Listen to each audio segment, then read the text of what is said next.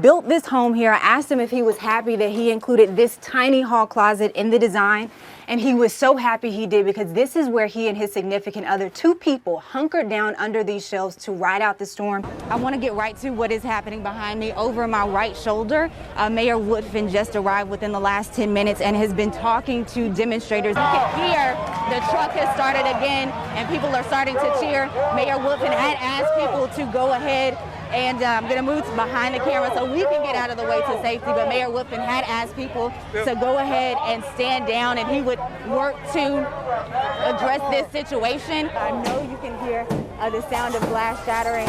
Earlier, Mayor Woodfin had asked people to stand down tonight when they were working to remove that Confederate monument. Right now, local officials are holding a press conference. It looks like someone is speaking. Let's go to that live now. Some of the new information that they released. We now know that 20 people were killed in the shooting. He did stress that his employees are working very hard to get through all of the mail, and it is a lot. I want to show you this new video so you can see. I do want to bring in two witnesses who were inside the mall at the time. Give me your names really quickly. Jaden Reeves, Susan Blackman. And so walk me back. You were in the mall at what time? What did you see and what did you hear? Yes, I get really excited. You saw my dance. Oh, yeah. I get really excited about football season. And speaking of football season, college football is right around the corner. We'll check in with Troy. And in Elmore County, some pretty strong storms moved across that area yesterday afternoon, causing damaging winds. Reports poured into our newsroom of downed trees, power lines. Randi Hildreth here. I am live at the Tom Brown Village community. It is quiet here tonight, but there are so many broken hearts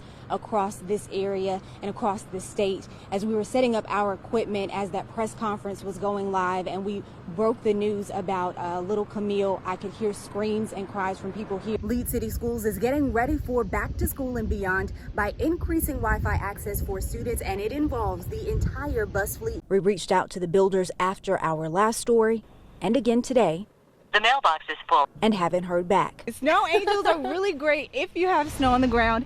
Obviously no more snow left on the ground, but people made the most of this morning, making snow angels, snowball fights, and of course some sledding. How could you sit there and take somebody's life casually and think that it's okay? For 8 minutes and 46 seconds, the world watched, and at the end of the video clip, I can't breathe. Passionate calls for action against police brutality and racism that resonate with black officers. I think we do need to value the lives of black people just like you value the lives of everybody else. I'm a student of Dr. Martin Luther King Jr., so I believe in protest. So to see young people standing up and being passionate about something, you know, I love to see that.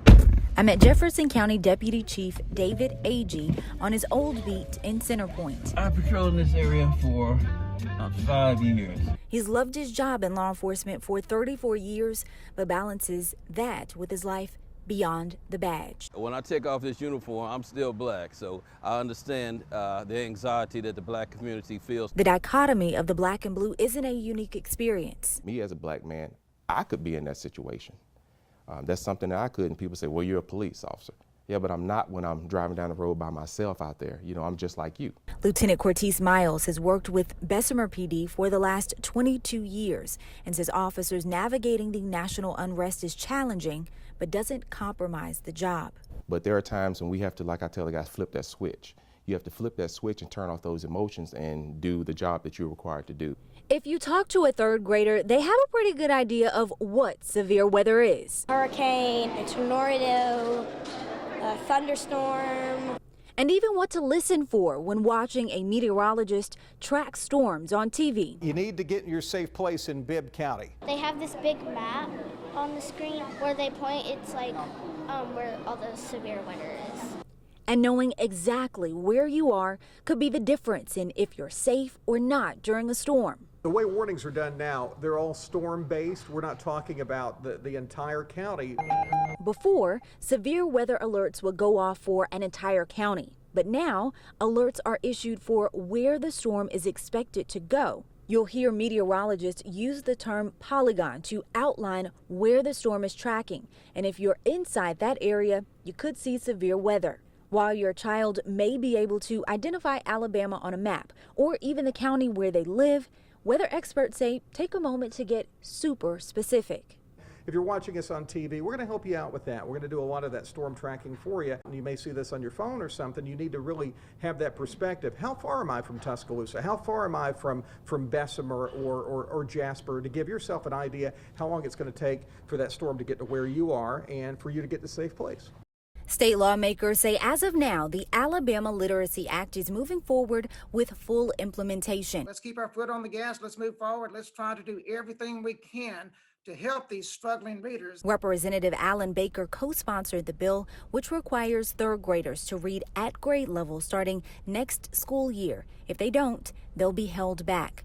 Baker said the act is part of a push to raise reading levels. Alabama, based on past results, has had only about 35% of the students actually proficient at reading on the third grade level. A report found on the state education department's website showed during the 2019-2020 school year, approximately 37.8% of third graders had a reading deficiency. We don't have updated numbers for this year yet, but the state superintendent recently expressed concerns about COVID academic slide. Students not having that personal interaction with a teacher in a way that they did before.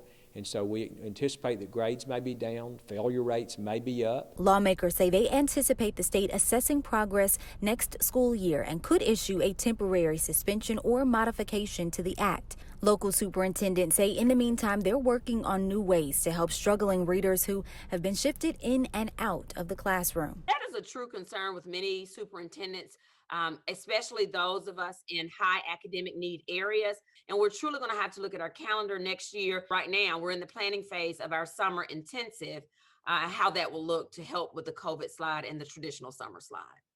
What does a little boy from Russia dream to be when he grows up? As you know, everybody wants to be a doctor, so at one point I wanted to do orthopedic surgery. So Stanislav Petrov hit the books studying biology and chemistry at UAB, working part-time as a bartender. That side hustle opened the door for full-time gigs by the time he graduated. Knowledge of biology into the food industry, understanding the pathogens and making sure that we're keeping everyone healthy while we're trying to feed them as well. He worked 12 years in the food service industry, and then life threw an unexpected, unimaginable curveball. The pandemic temporarily shut down his restaurant, and like millions of people across the country, he was out of work. Definitely needed to find something else to do in terms of income. So natural choice was, I have a degree, let's see what we can do with my degree. But that degree didn't take him on a path towards eventually opening a medical practice.